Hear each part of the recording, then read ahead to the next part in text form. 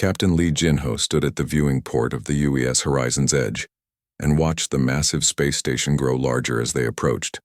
Nexus Prime was the biggest thing he had ever seen in space. The station stretched for hundreds of kilometers, in all directions with towers that sparkled like diamonds against the black void. Ships from dozens of different worlds moved around it like insects around a bright light. This was humanity's big moment. After 50 years of faster-than-light travel and exploring the galaxy, they had finally found the center of galactic civilization. The Galactic Council ruled over thousands of worlds and billions of beings from this very station. Today, humans would ask to join them as equals. Admiral Park Minju walked up beside him. She wore the dress uniform of Earth's diplomatic corps with medals that caught the light from the station.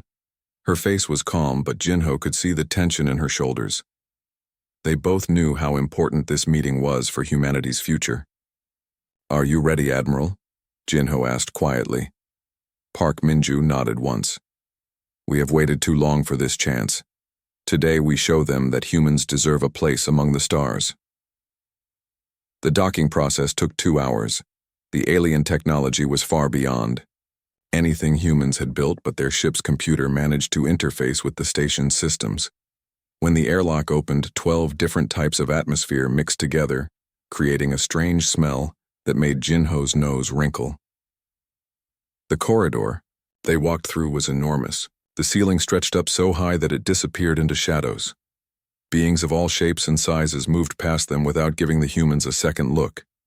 Some walked on 4 legs, others floated in the air, and a few moved by sliding along the walls like giant slugs. The council chamber was even more impressive. It was a perfect sphere with the speaking platform at the center. 12 massive seats surrounded the platform, each one designed for a different species. The Vorthak representative sat in a chair made of what looked like living metal. The Kalari delegate floated in a tank of bright blue liquid. Each seat held a being that represented millions of worlds. Park Minju walked to the center platform with her head held high. She activated the translation device that would let all the council members understand her words. The chamber fell silent as she began to speak.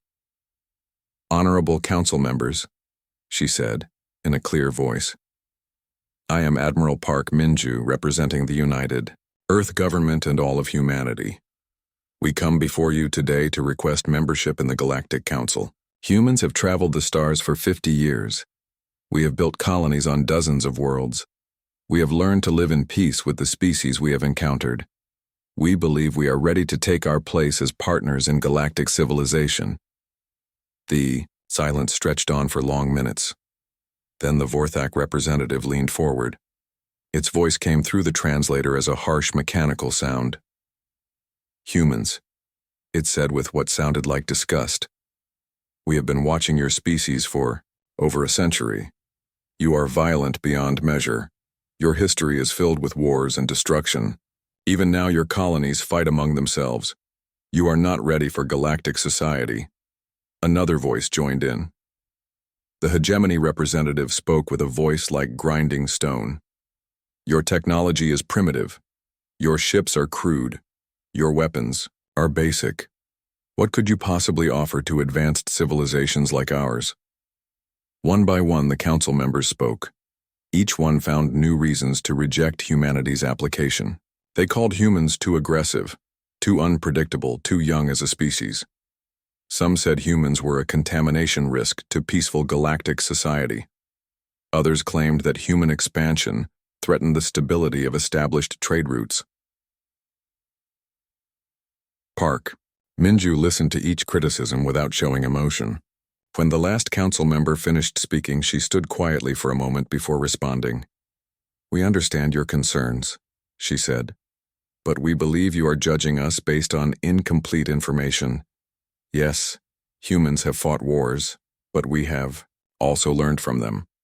Yes, our technology is different from yours, but different does not mean inferior. We ask only for the chance to prove ourselves worthy partners." The Vorthak representative made a sound like grinding metal. "There will be no further discussion. The council has decided. Humanity's application for membership is denied. Furthermore, we are implementing Containment Protocol 7.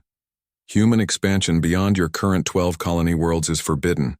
Any human ship found outside the designated zone will be destroyed without warning. The words hit Jinho like a physical blow.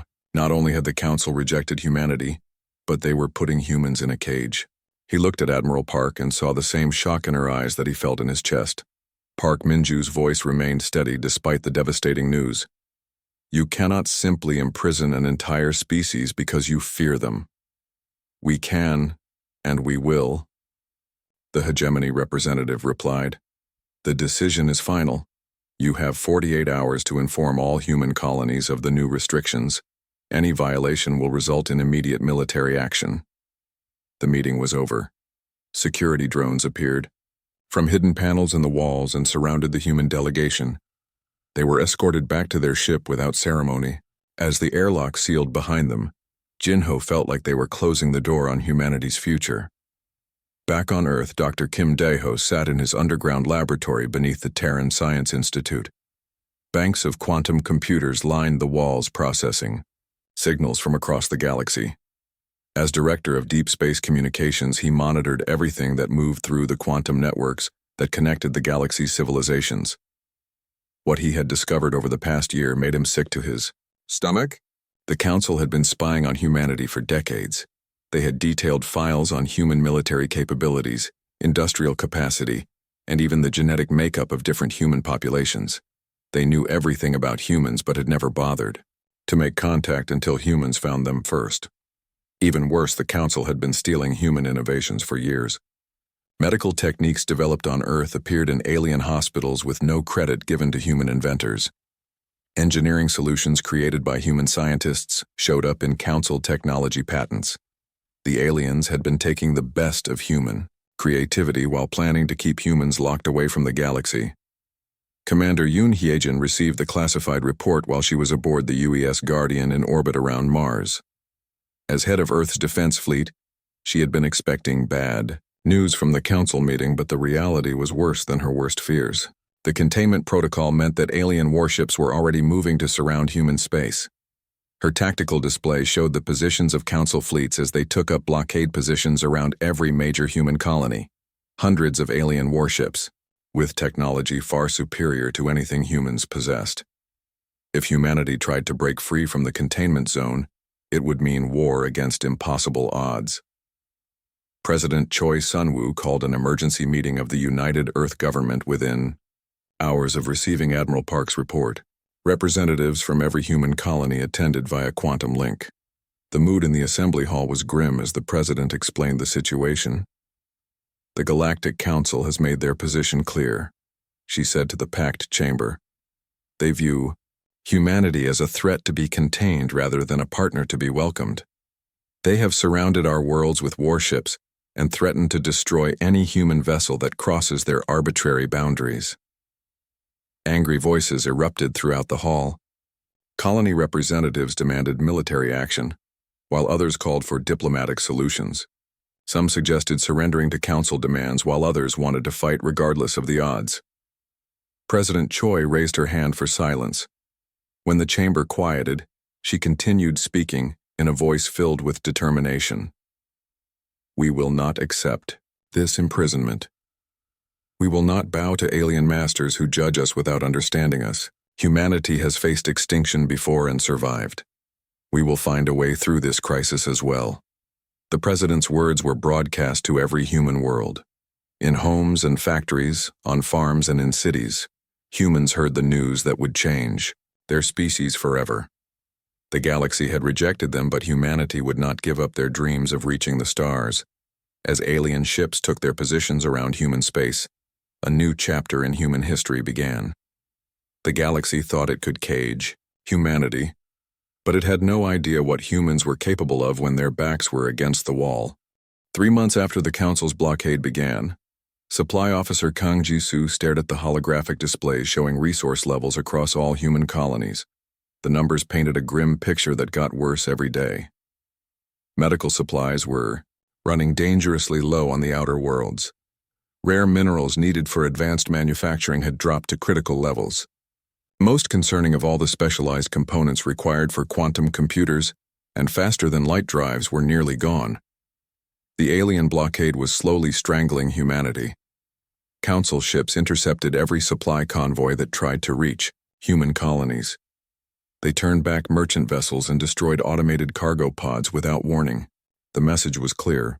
Humans would get nothing from the galaxy except what they could produce themselves. Kang Jisu sent his daily report to Earth Command, knowing that each set of numbers brought humanity closer to economic collapse. The outer colonies were already talking about rationing basic necessities. If the situation continued much longer, some worlds might become uninhabitable. But something unexpected was happening in the research facilities scattered across human space.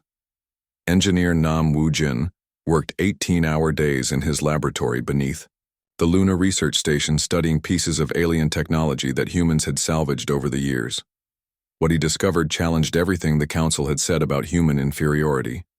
The alien fusion reactors that powered Council ships were indeed more advanced than human designs. They used exotic matter and quantum field manipulation that human science barely understood. But when Nam Woo-jin ran efficiency calculations, he found something remarkable. Human reactors using simple magnetic containment actually produced more usable energy per unit of fuel than the sophisticated alien systems. The aliens had built machines that were marvels of engineering, but they had forgotten the basic principle that simple solutions often worked better than complex ones. Human fusion reactors were crude by galactic standards, but they were also more reliable and easier to maintain. A human reactor could run for decades with minimal servicing, while alien reactors required constant adjustment by teams of specialists. The same pattern appeared everywhere Nam Woo-jin looked. Human manufacturing used brute force techniques that alien engineers considered barbaric. Humans heated metal until it melted, then hammered it into shape with massive machines. Aliens used molecular assemblers and quantum forges that built materials, atom by atom. The alien method was more elegant, but the human approach created stronger alloys that could withstand greater stress. Dr. Shin Yoonji made an even more startling discovery on the frontier world of New Busan. When the first human colonies were established, the Council had warned that alien diseases would devastate human populations. Some colonists did get sick from exposure to alien microorganisms, but instead of dying, they developed immunity faster than anyone expected. Shin Yoonji studied the medical records and found that human immune systems were adapting to alien pathogens at an unprecedented rate. Within a single generation, humans living on worlds with alien microbes had developed resistance to diseases that killed other species. Even more remarkable, the adaptations were being passed to children who were born immune to threats that would kill their parents. The galaxy's most advanced species had immune systems that were perfectly adapted to their home worlds, but vulnerable to anything new.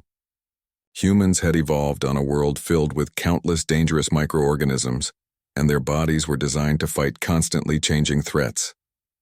What the Council saw as primitive biology was actually humanity's greatest advantage. Captain Han Kyungmin discovered the political implications of human adaptability during a covert mission beyond the blockade.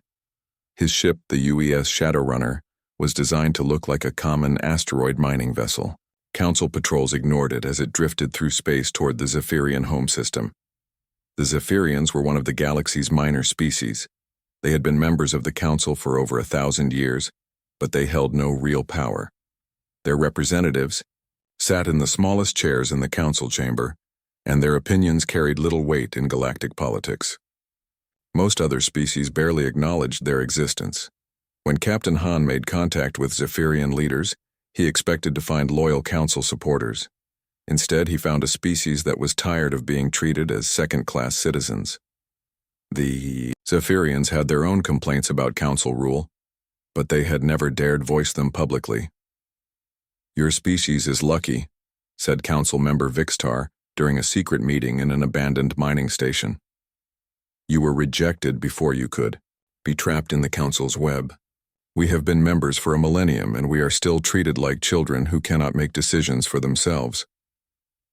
The Zephyrian leader explained how the Council maintained control through technology restrictions and resource monopolies. Advanced medical treatments were only available to core species.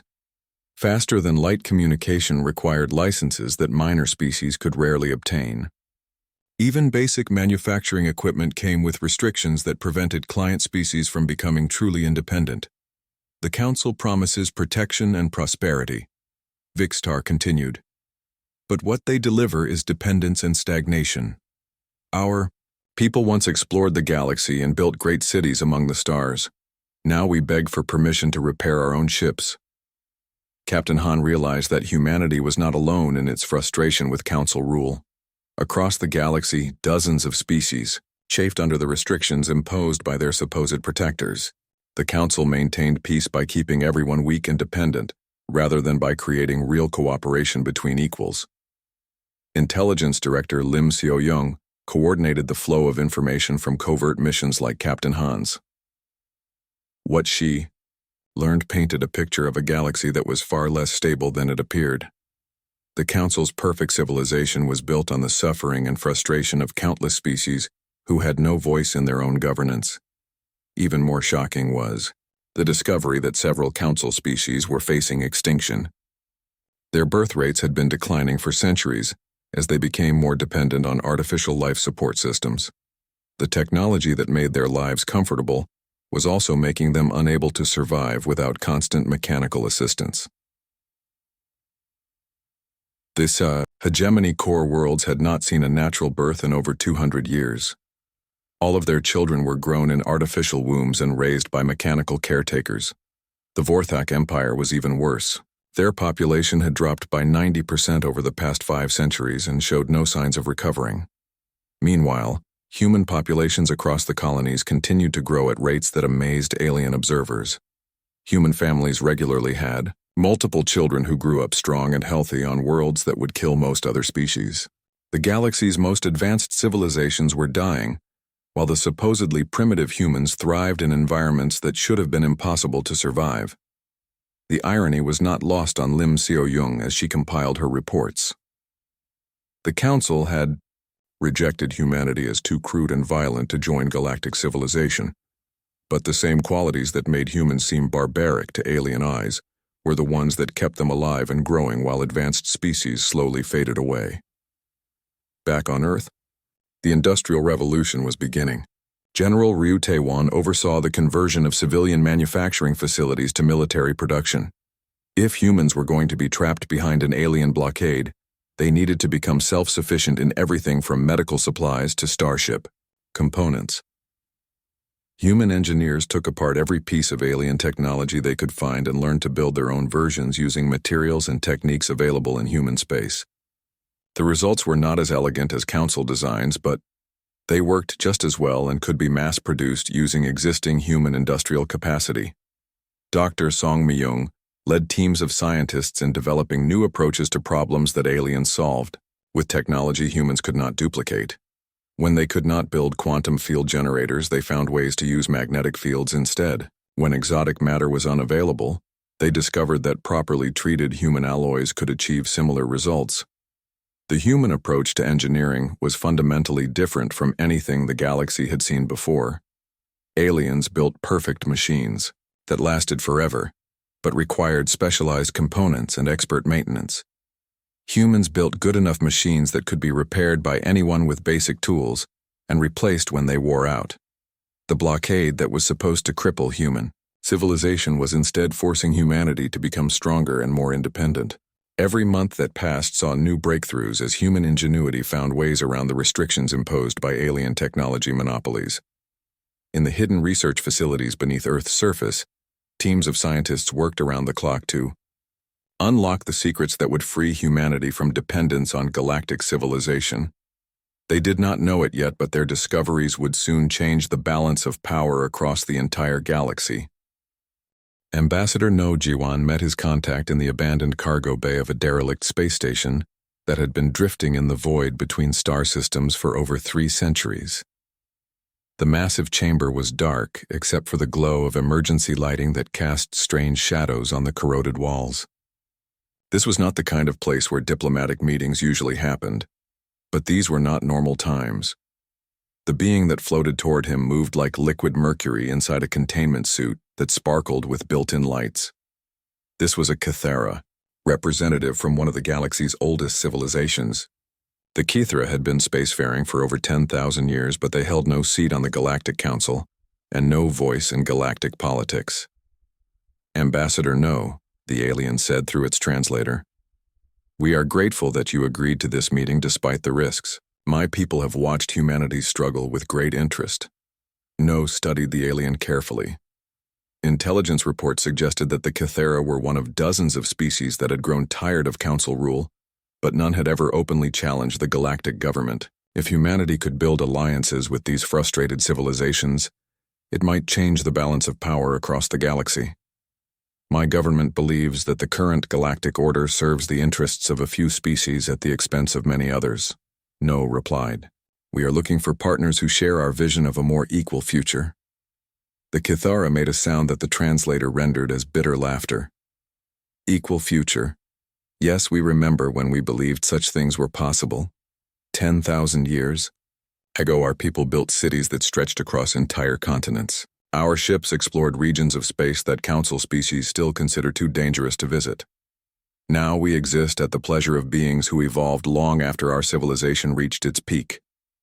The alien's words confirmed what human intelligence had suspected. The council maintained power not through superior ability, but through control of key technologies and resources. They kept other species dependent by limiting access to advanced manufacturing techniques and restricting the flow of information between worlds. Over the following months, Ambassador No traveled secretly throughout the galaxy, meeting with representatives from oppressed species. The Stellan Union controlled dozens of mining worlds but was forbidden from developing their own space fleets. The Free Worlds Coalition had brilliant scientists but were denied access to quantum communication networks. Each species had capabilities that could contribute to galactic civilization, but the Council kept them from reaching their potential. Captain Oh Sung-ho commanded a fleet of converted merchant vessels that carried more than just cargo. His ships looked like ordinary freighters, but their holds were filled with medical supplies, manufacturing equipment, and quantum computers that human scientists had reverse-engineered from alien technology. These vessels moved through space using routes that avoided Council patrol areas and delivered aid to worlds that had been cut off from galactic trade networks. The mission to the Kalari home system was typical of the dangerous work that Oh's crews performed. The Kalari were an aquatic species that lived in vast underwater cities beneath the ice of their frozen world. They had been loyal Council members for over 2,000 years, but recent political upheaval had put them on the wrong side of galactic politics. Council ships had blockaded the Kalari system and cut off all trade with the outside galaxy. The aquatic beings were slowly starving, because their world could not produce enough food to support its population. When Captain Oh's ships arrived, they found a civilization on the edge of collapse. We did not expect humans to risk their lives for us, said Prime Swimmer Velnash as he floated in the command center of Oh's flagship. Your species has its own problems with the Council. Oh smiled as he watched his crews transfer thousands of tons of food supplies to Kalari receiving stations. My people believe that freedom is not something you can enjoy alone. Either all thinking beings are free or none of us truly are. The human aid convoy brought more than just food and medical supplies. They also carried manufacturing equipment that would allow the Kalari to become self-sufficient. Human engineers worked alongside aquatic technicians to set up production facilities that could operate underwater. Within weeks, the Kalari were producing their own fusion reactors and quantum communication devices using techniques that humans had developed during the blockade. Scientist Bei Inju made the breakthrough that changed everything while working in a laboratory deep beneath the Pacific Ocean. She had been trying to improve human quantum communication systems when she stumbled across a principle that alien scientists had missed. By using human intuitive approaches instead of rigid mathematical formulas, she created communication arrays that were both more powerful and more efficient than anything the Council possessed. The new arrays could transmit messages instantly across galactic distances without using the infrastructure that the Council controlled. More importantly, they were completely untraceable. Council monitoring systems could not detect human quantum transmissions or decode the messages even if they intercepted them.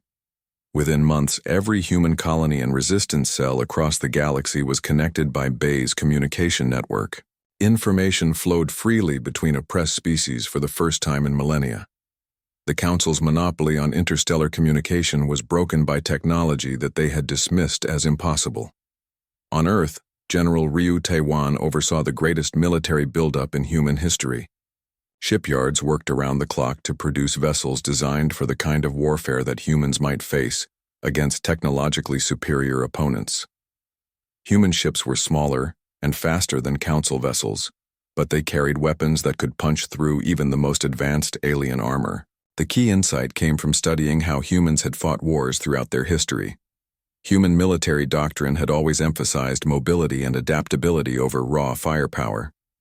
A small force that could move quickly and strike unexpectedly could defeat a much larger enemy that relied on overwhelming strength. Human engineers designed ships that could be built quickly using mass production techniques. Where Council vessels took years to construct and required rare materials from across the galaxy, human ships could be completed in months using resources available in any star system. Quality was sacrificed for quantity and speed of production. Dr. Song Myung led the industrial expansion that supported the military buildup. Asteroid mining stations extracted millions of tons of raw materials. Automated factories converted those materials into ship components faster than any alien facility. Human industrial capacity grew exponentially as engineers found ways to make machines that could build other machines. The human approach to manufacturing was fundamentally different from galactic norms. Council species built perfect factories that operated for centuries without major changes. Humans built factories that could be quickly reconfigured to produce different products as needs changed. When human engineers invented better production techniques, they could upgrade their entire industrial base within months. Coordinator John Hyunwoo established what became known as the Terran Liberation Network. This organization helped oppressed beings escape from Council-controlled worlds and find new homes in human space. Unlike the rigid hierarchy that governed Council society, humans welcomed refugees as equals who could contribute their skills and knowledge to the common cause. The rescued beings brought more than just their personal abilities. They carried detailed information about Council military capabilities, political vulnerabilities, and technological weaknesses.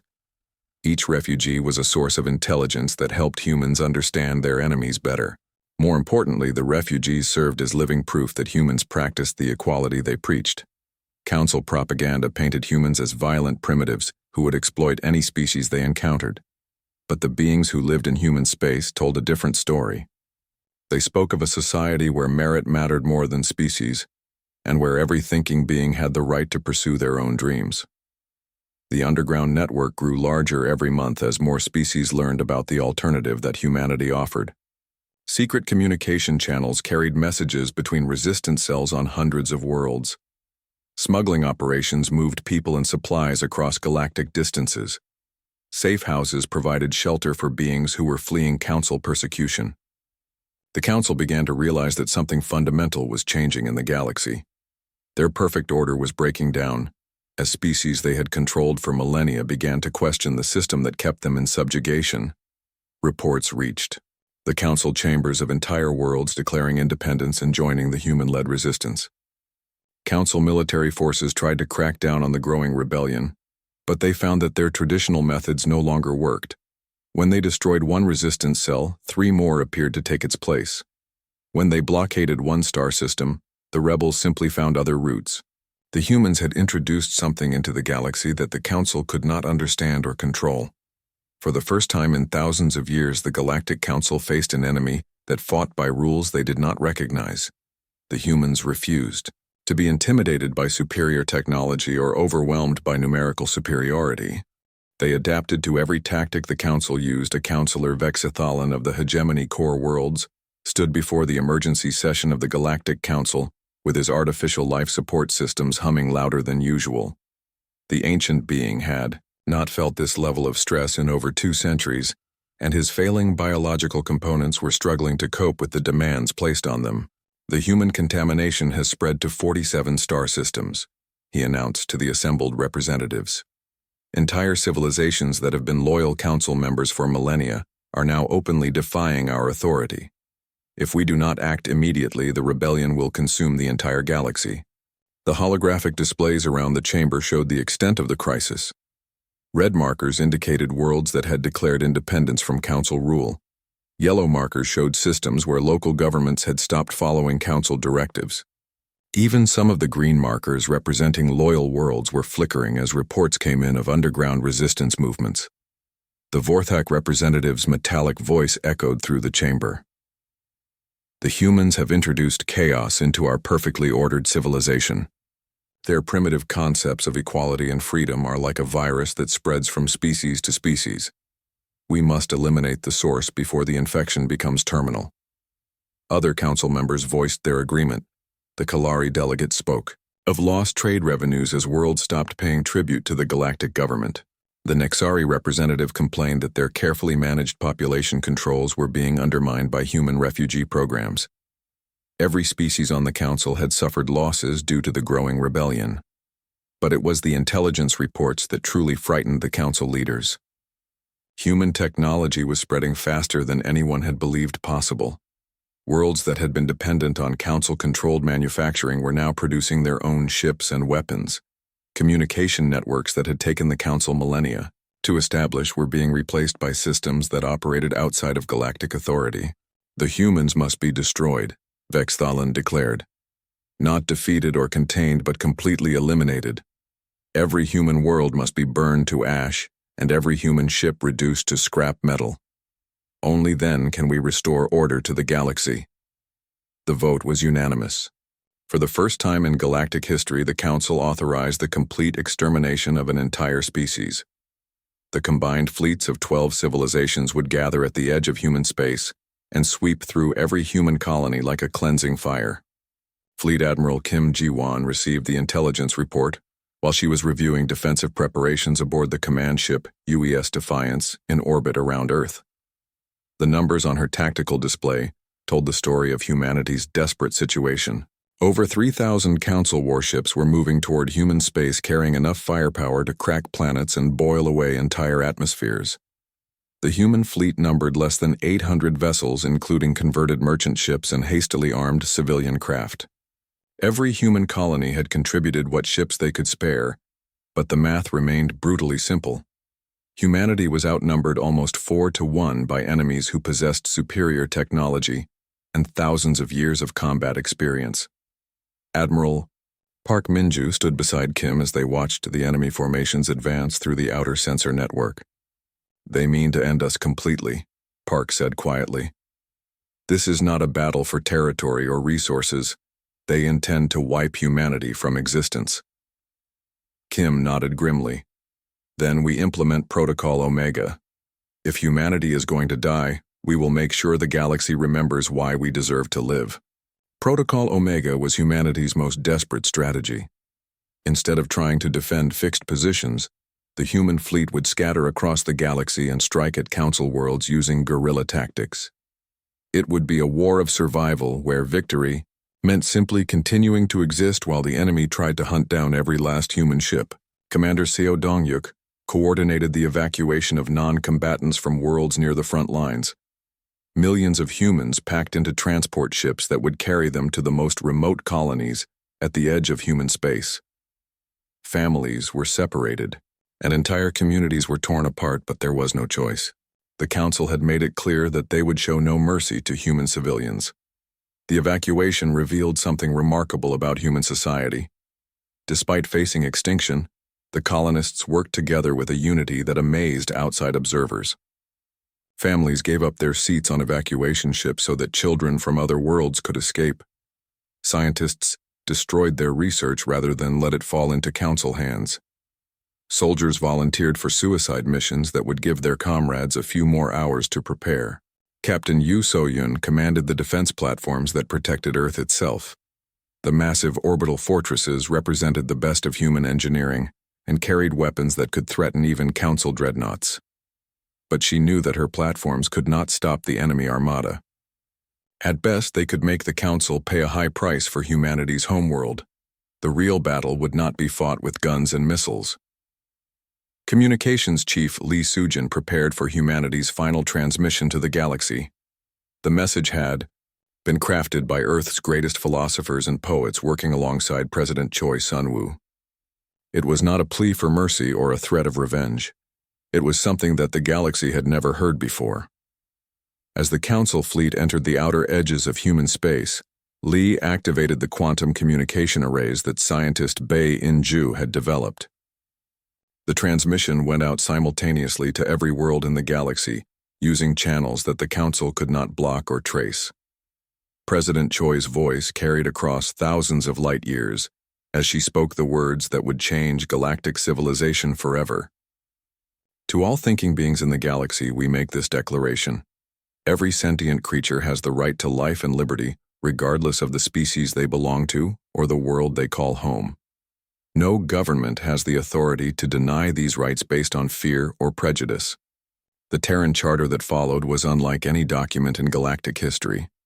It proclaimed universal principles that applied to all intelligent life.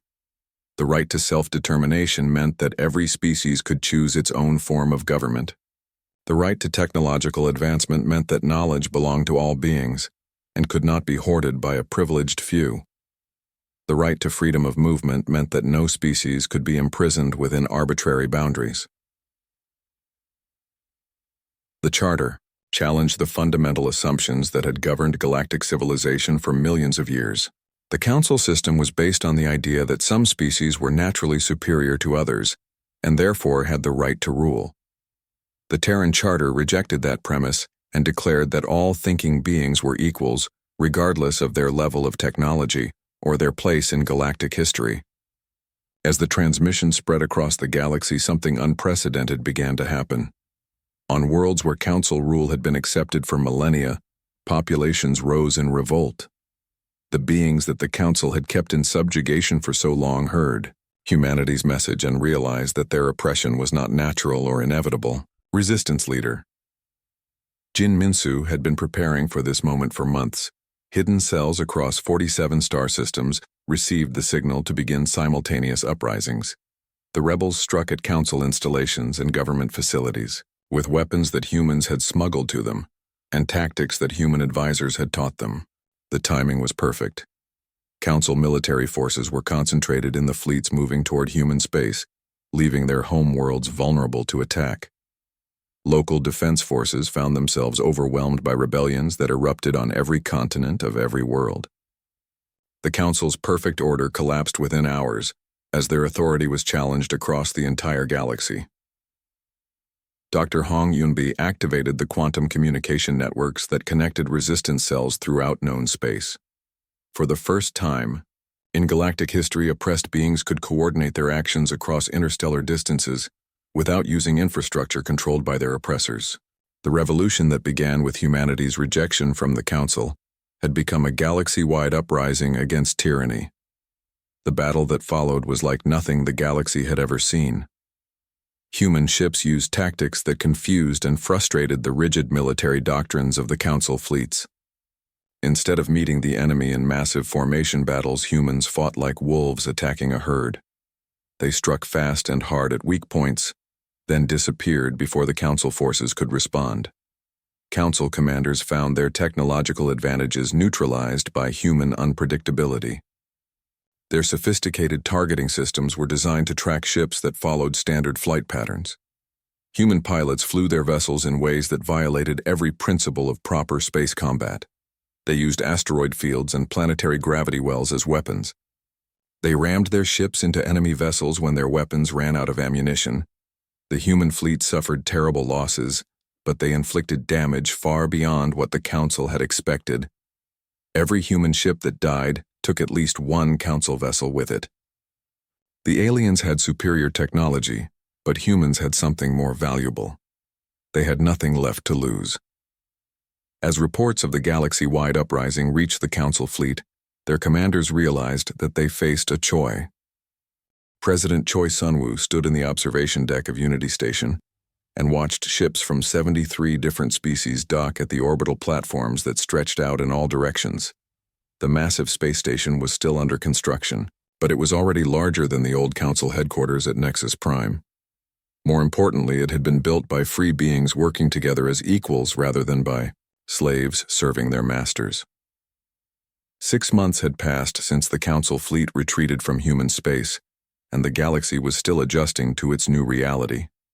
The old order that had ruled for millions of years had collapsed within days, once the oppressed species realized that rebellion was possible. Now those same beings were working together to build something better. Ambassador Quan Jinho walked up beside the president as they prepared for the opening ceremony of the Free Galactic Assembly. The chamber they were about to enter had been designed using principles that would have been unthinkable under Council rule. Instead of massive thrones that emphasized the power of individual species, there were simple seats that could be adjusted for any type of being. Instead of a central platform where the powerful addressed the weak, there was a circular arrangement where all voices carried equal weight. "Are we ready for this?" Quan asked, as he watched delegates from dozens of worlds enter the assembly chamber. "President," Choi smiled. "We have been ready for this since the day our species first looked up at the stars. It just took the galaxy a while to catch up with human ideals." The assembly chamber filled with beings that represented every form of life that the galaxy had produced. The aquatic Kalari floated in specially designed tanks, while the crystalline Nexari communicated through patterns of colored light. Former Council species sat beside the refugees they had once oppressed. Military officers who had fought on opposite sides of the Galactic War worked together to plan their shared future. The first order of business was the ratification of the Universal Rights Accords. The document had grown from the original Terran Charter, as each species added their own insights and experiences. The final version proclaimed rights and responsibilities that applied to all intelligent life, regardless of their physical form or evolutionary history. The right to life meant that no being could be killed for the convenience of others. The right to liberty meant that all thinking creatures could choose their own path through existence. The right to the pursuit of happiness meant that governments existed to serve their citizens rather than the other way around. These concepts were revolutionary for species that had lived under authoritarian rule for thousands of years. Director Park Seo-jun announced the formation of the Galactic Defense Alliance during the second day of the assembly. The new organization would protect member worlds from aggression, while preventing any single species from dominating others. Military command would rotate between species every 5 years, and decisions about the use of force would require approval from representatives of at least half the member worlds. The alliance was designed to be the opposite of the old Council military system. Instead of using overwhelming force to crush dissent, it would focus on protecting the weak from the strong. Instead of maintaining order through fear, it would preserve peace through justice. Member worlds would contribute ships and personnel based on their ability rather than being forced to provide tribute to their masters. Admiral Cho Han-sol commanded the first joint operations of the new alliance as they hunted down the remnants of the old Council forces. Most former Council worlds had accepted the new galactic order and were working to reform their societies, but a few die-hard groups refused to abandon their belief that some species were naturally superior to others. The battles that followed were one-sided affairs.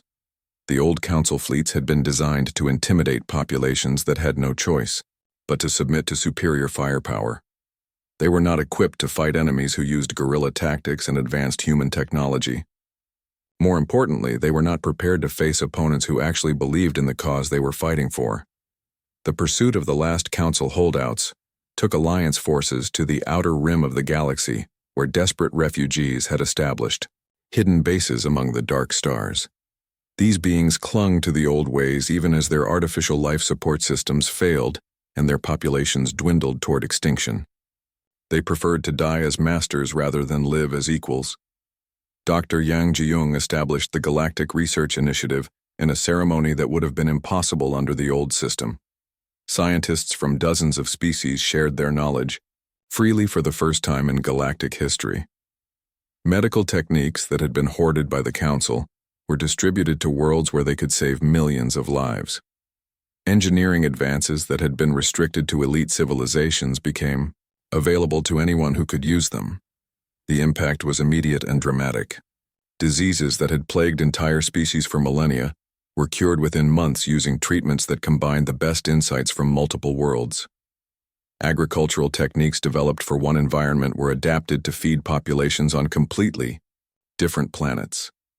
Manufacturing methods that required exotic materials were replaced with alternatives that any civilization could produce. The free exchange of information accelerated technological progress at a rate that amazed even human scientists. When beings could share their discoveries without fear of losing competitive advantage, the pace of innovation increased exponentially.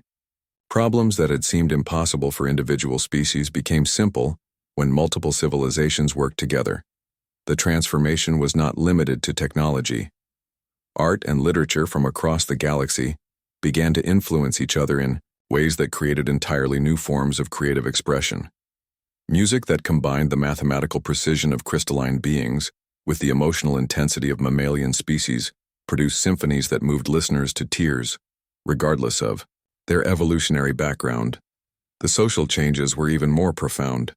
Species that had been enemies for thousands of years discovered that their conflicts had been manufactured by council policies designed to prevent cooperation between potential rivals.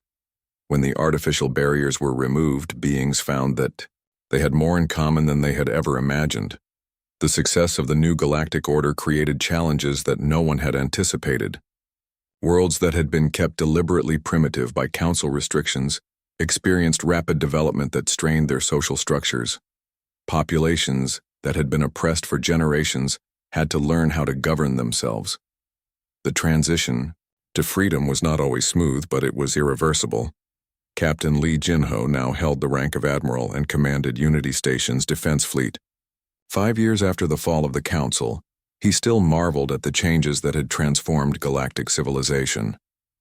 The observation deck where he stood offered a view of the construction yards where ships from dozens of species worked together to build vessels that incorporated the best technologies from across the galaxy. The new ships were unlike anything that had existed under Council rule. They were designed by engineers from multiple species working as equals rather than by dominant civilizations imposing their will on subordinates. The results were craft that were more efficient, more reliable, and more powerful than anything the old order had produced. But the most important change was not visible in the ships or stations that filled space around Unity Station. It was the knowledge that thinking beings throughout the galaxy now carried in their minds. The understanding that they were not subjects to be ruled, but free individuals with the right to determine their own destiny. The galaxy had learned that civilization was not about creating perfect order through the dominance of the strong over the weak. True civilization was about creating conditions where all thinking beings could reach their full potential, regardless of the circumstances of their birth. It was about cooperation instead of competition, inclusion instead of exclusion, and hope instead of fear. Admiral Lee stood at the observation port and watched as a new group of ships approached Unity Station. These vessels carried representatives from species that had just achieved faster-than-light travel and were requesting membership in the Free Galactic Assembly. Unlike humanity's experience 50 years earlier, these beings would be welcomed as equals and partners in the great work of building a better future. The irony was not lost on him. The Council had tried to exclude humans because they were too primitive and too dangerous to join galactic civilization. But it was precisely those qualities that humanity brought to the galaxy that made the new order possible. The refusal to accept that any being was naturally superior to another had become the foundation of a civilization that served all thinking life. The galaxy had finally learned the lesson that humanity had tried to teach from the beginning. That the measure of a civilization was not the power of its rulers but the freedom of its people. That true strength came not from the ability to dominate others, but from the wisdom to lift them up. That the greatest discoveries happened not when knowledge was hoarded by the few, but when it was shared by the many. As Admiral Lee watched the new ships dock at Unity Station, he smiled at the thought of how different things might have been if the Council had